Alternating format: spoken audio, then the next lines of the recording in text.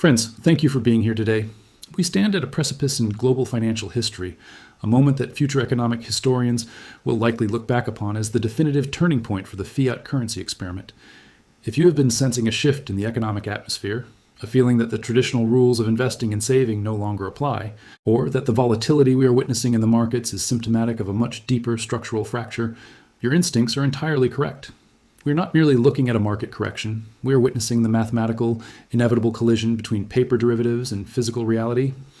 Yesterday, the markets witnessed a volatility event in silver that left many casual observers baffled. We saw the price surge to $92 per ounce, a level that reflects the true scarcity of the metal, only to be violently hammered down to $87 in the illiquid overnight trading hours. To the uninitiated, this looks like a rally failing. To those of us who study the plumbing of the global banking system, this was something far more significant. It was a desperation move. It was a survival reflex by institutions that are currently staring into the abyss of a $396 billion loss, a loss large enough to wipe out the equity of some of the world's most storied financial institutions. Before we go further, I want to ask you a question, and please be honest in the comments below. When you saw that price drop yesterday, what was your first instinct? Did you feel panic, or did you see it as a buying opportunity? Let me know your thoughts. I read every comment. Today, we are going to dispense with the noise of the mainstream financial media. We are not interested in the daily fluctuations of stock indices or the superficial commentary of cable news pundits. Instead, we are going to conduct a forensic analysis of the data. We will look at the balance sheets of the bullion banks, the historic shift in central bank reserves that occurred on January 15th, and the screaming signals coming from the physical supply chain. The thesis is simple, yet terrifying for the establishment. The banks are trapped in a short position they cannot cover. The physical metal is gone, and the only way out is a revaluation of precious metals that will redefine wealth for a generation. To truly grasp the magnitude of this crisis, we must first examine the mathematics of insolvency. To understand the panic we are seeing in the paper markets, we must understand the scale of the liability facing the commercial banks. For decades, major institutions, names you know well, such as Bank of America, Citigroup, HSBC, and JP Morgan, have managed the price of silver through the derivatives market.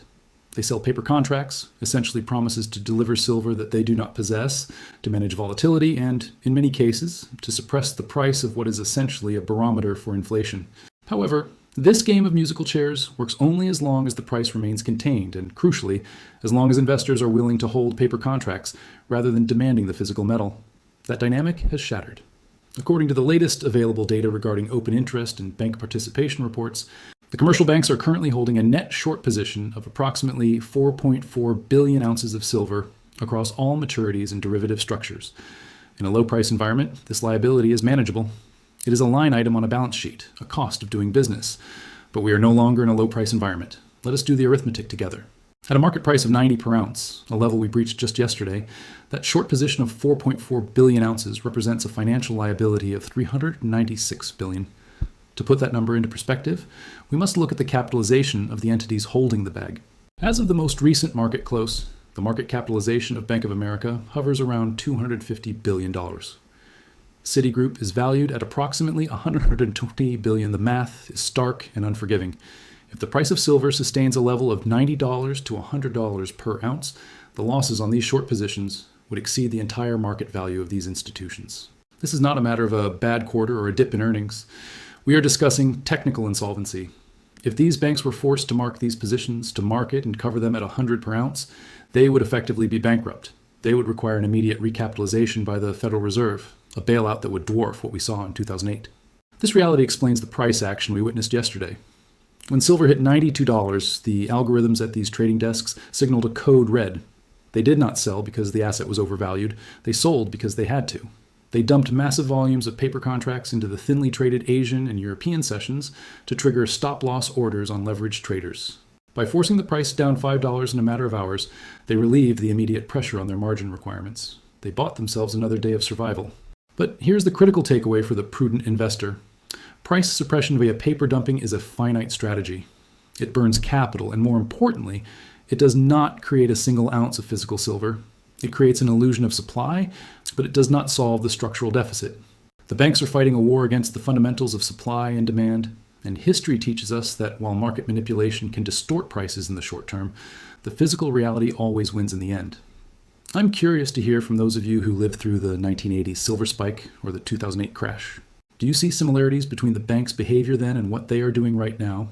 Share your experience in the comments. Your historical perspective is valuable to this community.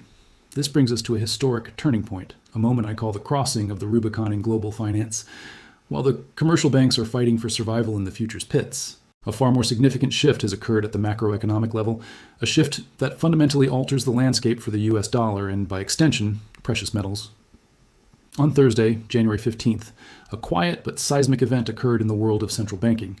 For the first time since the mid-1990s, a span of 30 years, the total value of gold held in global central bank reserves exceeded the value of US Treasury securities held by those same institutions.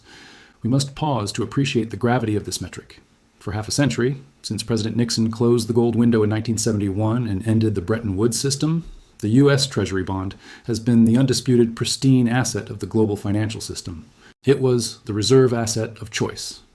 Developing nations, oil exporters, and trade partners parked their surplus wealth in American debt because it was liquid, it paid interest, and it was considered risk-free. That era has officially ended. The risk-free designation of U.S. debt is being challenged by the very nations that used to be its biggest buyers. Why is this happening? It is the rational response to two converging factors: the weaponization of the dollar and the debasement of the currency. First, the geopolitical aspect. When the United States froze the dollar reserves of the Russian central bank following the onset of the Ukraine war, it sent a shockwave through the global south and the BRICS nations. The message was clear: your dollar reserves are not your property. They are leased privileges that can be revoked if you cross Washington's foreign policy red lines. Nations like China, Saudi Arabia, India, and Turkey realized that holding their national savings in U.S. debt was a national security risk. They began to diversify immediately, not into the euro or the yen, which are subject to similar political risks, but into the only neutral reserve asset in the world: gold. Second, the fiscal aspect. The United States national debt has now surpassed $36 trillion. The interest payments alone on this debt now exceed the defense budget.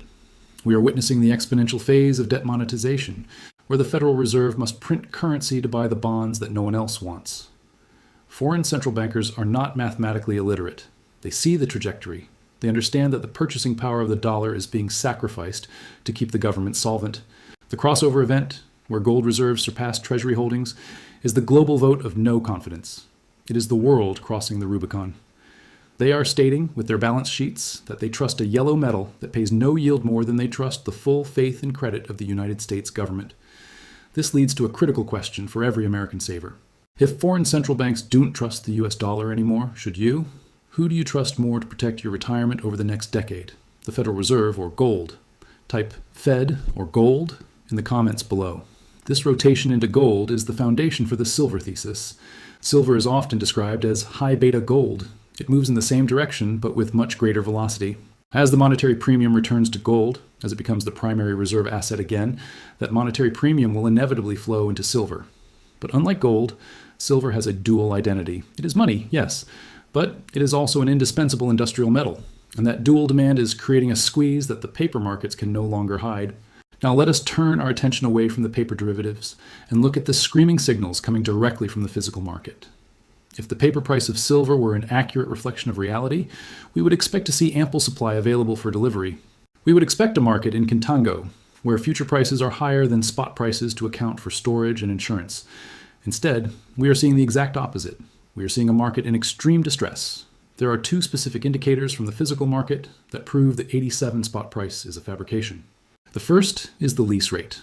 For those unfamiliar with the mechanics of the wholesale bullion market, the lease rate is effectively the interest rate one must pay to borrow physical silver.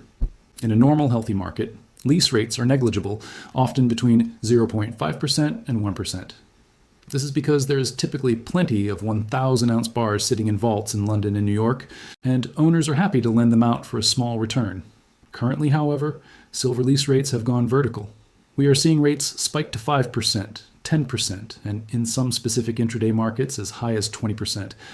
Ask yourself, why would anyone pay 20% annualized interest to borrow a bar of silver for a month? There is only one answer. They need the metal immediately to fulfill a manufacturing obligation or to cover a short position, and there is no metal available to buy at the spot price. This is a condition known as backwardation. It is the market screaming that there is a physical shortage. It is the ultimate signal that the spot price is too low to bring supply to the market. While the banks smash the paper price to paint a bearish picture on the charts, the lease rates are telling us the truth. The vaults are empty. The second indicator comes from the east, the Shanghai Futures Exchange, SFE. While Western pricing is largely determined by the COMEX in New York, a paper derivatives market, the Shanghai Exchange has become increasingly dominant in setting the price for physical delivery. On January 15th, the SFE announced a dramatic change in its rules. They slashed the maximum position limit for silver contracts from 7,000 lots down to 3,000 lots. This is a massive 57% reduction in position limits. An exchange does not take such drastic action in a calm market. They do not restrict trading volume when things are functioning smoothly. They take these measures when they are terrified of default. Shanghai is seeing a wave of delivery requests that drains their inventory. By forcing traders to reduce their position sizes, they are attempting a soft force majeure, trying to slow down the run on the bank before they run out of metal completely. This action in Shanghai confirms that the shortage is not a localized phenomenon in New York or London. It is systemic. The world is running out of silver at these prices. The industrial consumption, driven by solar panels, electronics, and batteries, is devouring the annual mining supply, while investment demand is soaking up the rest. The buffer stocks are gone. The exchange limits are being tightened. The lease rates are spiking. All of these are classic precursors to a price explosion. I want to verify the situation on the ground with you. Have any of you tried to buy physical silver from your local coin shop or online dealer recently? Are you seeing delays, high premiums, or empty shelves? Please report what you are seeing in your area in the comments section. It helps us all get a real picture of the physical market. In such a volatile environment, we can learn a great deal by observing the behavior of the smart money and their approach to risk management. In the midst of this volatility, it is easy to become swayed by rumors and misinformation. A perfect example occurred yesterday regarding Rick Rule, one of the most respected voices in natural resource investing. A rumor circulated that Mr. Rule had dumped his silver, causing panic among smaller retail investors who looked to him for guidance. The reality, upon closer examination, offers a masterclass in wealth preservation and risk management, principles that are particularly relevant for our generation. Rick Rule did not sell because he is bearish on silver. He sold 80% of his physical holdings to lock in substantial profits after a massive run-up. He recovered his initial capital and his tax obligations, but crucially, he redeployed that capital into silver mining stocks. This is a strategy of leverage. When the price of the metal rises, the profit margins of the mining companies expand disproportionately. If silver moves from $90 to $150, a mining company might see its stock price triple or quadruple. By moving from the metal to the miners, Mr. Rule is actually increasing his exposure to the upside while playing with house money. This incident teaches us two things. First, do not react to headlines without understanding the context. Second, the smart money is not exiting the sector. They are positioning themselves for the next, more explosive phase of the bull market. They are moving further out on the risk curve because they are confident that the trend is nowhere near finished. This leads us to the most critical question.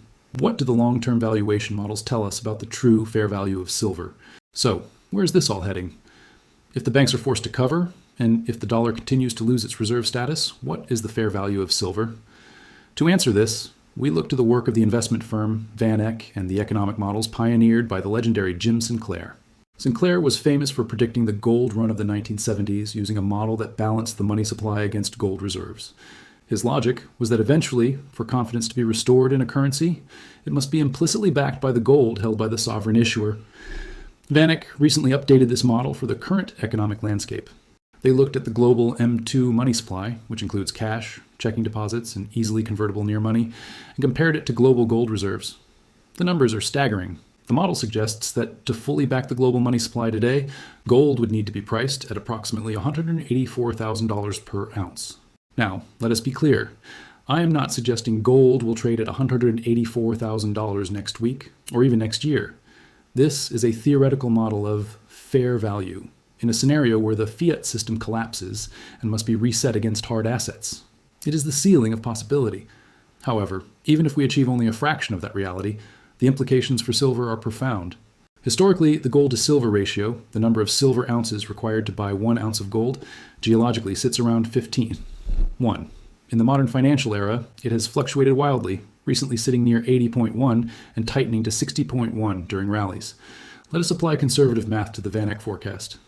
If gold were to reach even half of that valuation, Or if the monetary system simply reprices gold to $20,000 or $50,000, and the gold to silver ratio compresses to a historical norm of 30.1 or 40.1, we are looking at silver prices in the thousands of dollars. Even using current numbers, if gold hits the VanEck target of $184,000 and the ratio stays at a conservative 60.1, silver would be priced at over $3,000 per ounce. When we view the market through this lens, the panic over a drop from $92 to $87 becomes absurd. We are arguing over pennies in front of a steamroller. The current price of silver is an anomaly created by paper leverage that is about to break. The upside potential is not 10% or 20%, it is multiples of the current price. We are looking at an asset that is mispriced by orders of magnitude. I know these numbers, $3,000 silver, sound impossible to most people, but look at the debt clock. Do you think a price target like that is crazy, or is it simply the result of hyperinflation? I'd love to hear your take on these valuation models. However, to view this solely as a monetary phenomenon is to miss half the picture. We must also confront the industrial singularity, a crisis of consumption that ensures the price floor will rise regardless of what the Federal Reserve does, and the corresponding regulatory risks that threaten every depositor in the banking system. We often talk about silver as money, but we must not forget its strategic indispensability.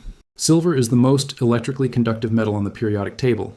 It is not merely a precious metal, it is the lifeblood of the modern economy. Without silver, there are no solar panels, no electric vehicles, no advanced weaponry, and no 5G telecommunications. Here is the austere industrial vice that the banks ignored. Demand for these technologies is not optional, it is government mandated. The global push for net zero and the Green New Deal has created a voracious, inelastic demand for silver paste used in photovoltaics. In 2024 alone, the solar industry consumed nearly 20% of the entire annual global supply of silver. Projections for 2026 push that number closer to 30%. This creates a terrifying dynamic for the short sellers known as inelastic demand. If you're a jewelry maker and silver goes to $200, you might stop making silver rings. But if you are a manufacturer of Tomahawk cruise missiles or high-efficiency solar panels, the price of silver is irrelevant to your production decision. A few ounces of silver in a multi-million-dollar missile, or a government-subsidized solar array, is a negligible cost. These industries will pay $100, $200, or $500 per ounce because they must have the metal to operate. They cannot substitute it. This means that as shortages intensify, industrial giants like Tesla, Samsung, and defense contractors will effectively front-run the banks. They will bypass the COMEX and go directly to the mines to secure supply, draining the liquidity from the global market even faster. The banks are not just betting against gold bugs, they are betting against the entire industrial complex of the 21st century. Furthermore, we must address the bail-in risk that ties directly back to the bank insolvency we discussed earlier. If these banks are truly facing a $396 billion loss, a hole in their balance sheet they cannot fill, what happens to the depositors? Many of you believe the FDIC will protect you, or that the government will simply print money to bail out the banks as they did in 2008. But the rules have changed. Following the 2008 crisis, global regulators implemented the Dodd-Frank Act in the US and similar frameworks internationally. These laws moved the system from bailouts, using taxpayer money, to bail-ins, using creditor money. Here is the uncomfortable truth. When you deposit money in a bank, legally, that money is no longer yours. You become an unsecured creditor of the bank. If the bank fails due to massive losses in their precious metals division, the law allows them to seize a portion of unsecured deposits to recapitalize the institution.